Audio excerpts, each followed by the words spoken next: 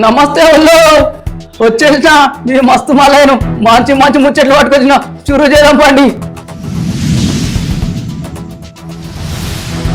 సంక్రాంతికి వస్తుంది అనుకున్నా రైతు బంధు సంతోషపడ్డా, కానీ మళ్ళా నా సంసారం ముందుకు వస్తుంది అనుకున్నా సంతోషపడ్డా.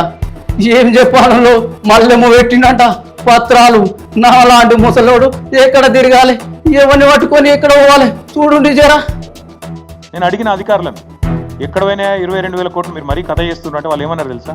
సార్ ఏం లేదు, మేము లెక్క ఏం తీసుకున్నామంటే సాగు చేసిన వాళ్ళు వానకాలం దాదాపు 1.5 లక్షల ఎకరాలు సాగు అవుతుంది. నార్మల్గానే యాసంగికి వచ్చే వరకు దాదాపు 60% 50% అవుతుంది. వాళ్ళు ఏమంటారు ఆ మిగతా 40% అవుతుంది. ఇప్పుడు పత్తి రైతులు రెండో పంట వేయలేడు కదా. అదేవిధంగా నేను ఇంకొక మాట చెప్పుడు మర్చిపోయినా, ఇప్పుడు పామాయిల్ తోటలు ఉన్నాయి రాష్ట్రంలో, మనమే బాగా ప్రోత్సహించినాం పామాయిల్. మరి వాళ్ళని కూడా ఈ లెక్కలనే తీసుకున్నారు. అట్లే మామిడి తోటలు, ఇప్పుడు మా నల్గొండ జిల్లాలో బత్తాయి తోటలు ఉంటాయి. ఆ రైతులందరిని ఒకటే ఘటన కడుతున్నారు వీళ్ళు.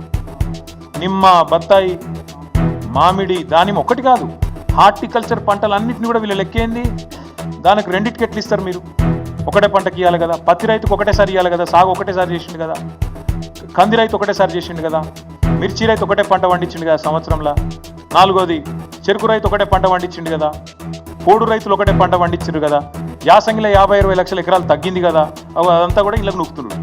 అంటే ఎంత లంగలో దీన్ని బట్టి మీరు అర్థం చేసుకోవచ్చు. మీరు వాళ్ళ యొక్క నిజాయితీ, వాళ్ళ యొక్క బుద్ధి ఎంత వక్రంగా ఉన్నదో దీన్ని బట్టి మనం అర్థం చేసుకోవచ్చు.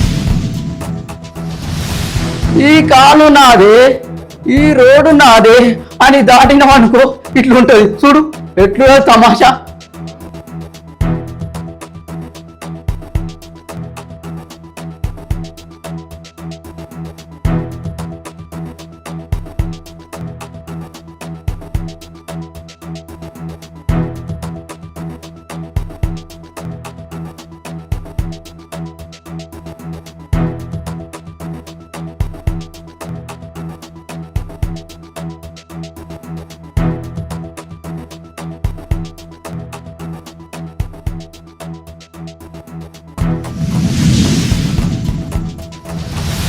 నాకంటూ నా వాళ్ళు ఉన్నారని నేను ఒక పోలీస్ స్టేషన్కి పోయినా.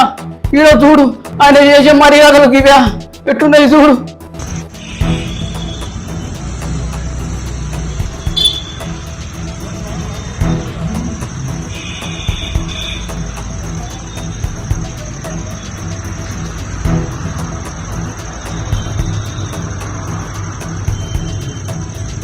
సరేనోళ్ళ మంచి మంచి పట్టుకొస్తాం అనుకున్నా కానీ ఇవే దొరికినాయి ఈ రోజుకి.